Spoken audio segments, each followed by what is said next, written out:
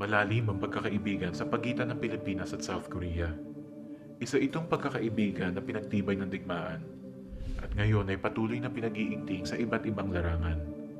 Mula noon hanggang ngayon, magkatuwang ang Pilipinas at South Korea sa pag-unlad at sa pagpapanatili ng kapayapaan. Ito ang kanilang kasaysayan. Tinaguriang The Forgotten War ang Korean War na sumiklab noong June 25, 1950 dahil mas nabigyang atensyon sa publiko ang World War II at Vietnam War. Maging sa Pilipinas, iilan lamang ang nakakaalam na tayo mismo ay lumaban sa Korean War. Sa ilalim ng United Nations, nakilahok tayo upang ipagtanggol ang kalayaan ng South Korea. Nagpadala ang Pilipinas ng 5 batalyon mula 1950 hanggang 1955. Sa pinadala nating 7,420 sundalo, mahigit 100 ang nagbuwis ng buhay para sa South Korea.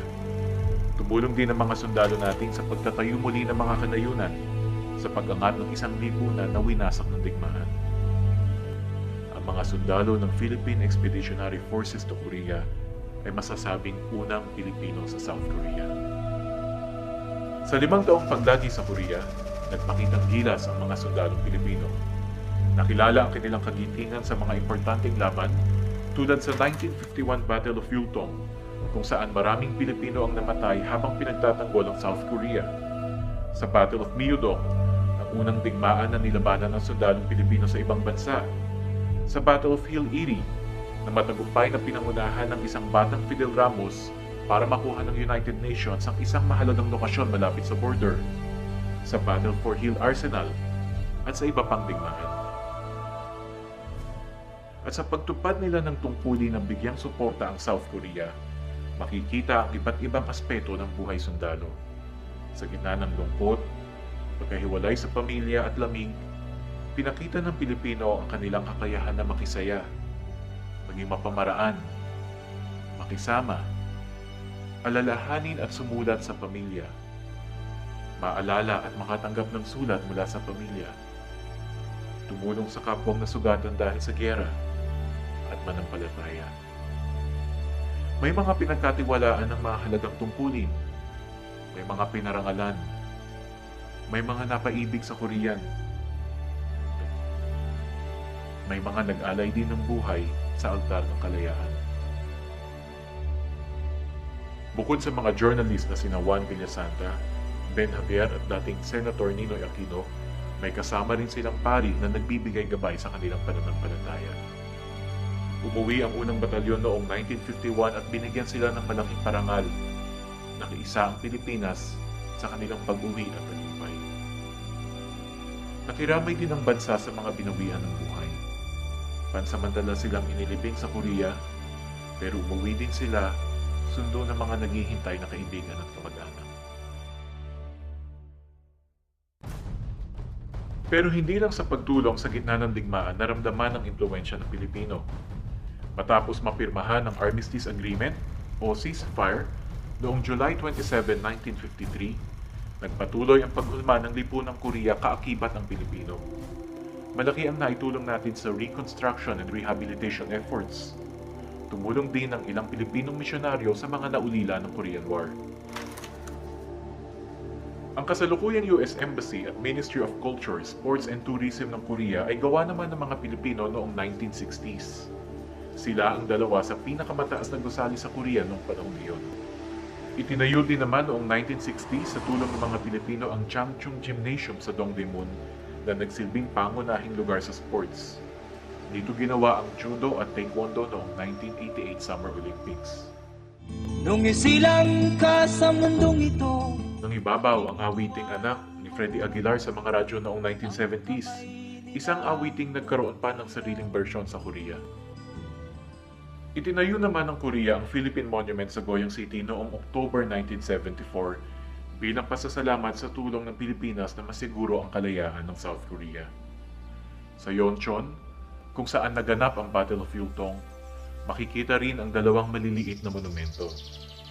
Itinayo ang mga ito noong 1960s bilang paggunita sa katapangang pinakita ng mga Pilipino sa gitna ng digmaan. Pinaganda na ngayon ang Yeoncheon ng lugar at pinagsama ang dalawang magkahiwalay na monumento sa isang altar. Sa busa naman makikita ang Philippine marker na itinayo ng Philippine Embassy noong 2009 sa tulong ng Department of National Defense. Dahil isa tayo sa mga nagpadala ng sundalo noong Korean War, may lugar na inalay sa atin ng United Nations at South Korea. Sa Pilipinas, makikita rin ang ilang paggunita sa Korean War. Halimbawa, may Peftok Memorial sa Fort Bonifacio. Makikita rin sa Marikina ang Marie Korea Monument. Sa Marikina kasi nag-training ang mga sundalo natin bago ipadala sa Korea. At sa lumang 500 peso bill, makikita ang larawan ni Senator Ninoy Aquino bilang isang batang journalist ng Manila Times na nagsulat tungkol sa Korean War.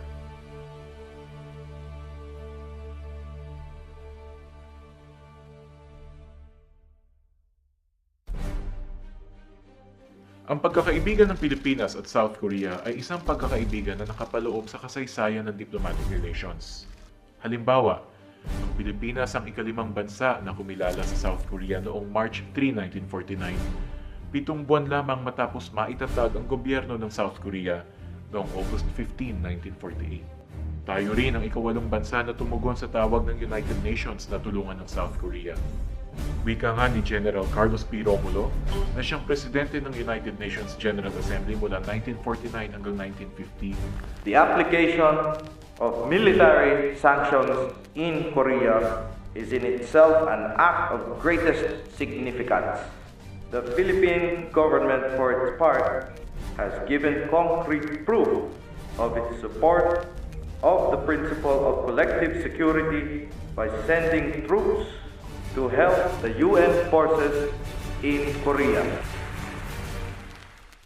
At sa loob lamang ng 2 henerasyon, o mga 6 na dekada, bumangon ang South Korea mula sa pagiging isang bansang winasak ng digmaan tungo sa ngayon ay isa sa pinakamalaking ekonomiya sa mundo. Maraming dahilan sa mabilisang pag-unlad ng South Korea. Nariyan halimbawa ang pag-develop nito ng mga industriya. Kilala na ngayon sa buong mundo ang mga pangalan ng Hyundai, Samsung, Kia, LG o Hanjin. Malaki rin ang suporta na nakuha ng South Korea mula sa international community at sinamantala nila ito. Halimbawa, sa suporta na binigay ng World Bank, United Nations at iba pang organisasyon, maraming nakuhang training at edukasyon ng South Korea. Sa Pilipinas, marami ang nakapag-aral sa International Rice Research Institute ng UP Los Baños, kung saan nagmula ang tinawag na unification rice, isang uri ng bigas na akmang-akma sa klima ng South Korea. Likas din sa South Korea ang sipag at tiyaga. Makikita ito hindi lamang sa trabaho, kundi maging sa eskwelahan, simbahan at iba pang organisasyon.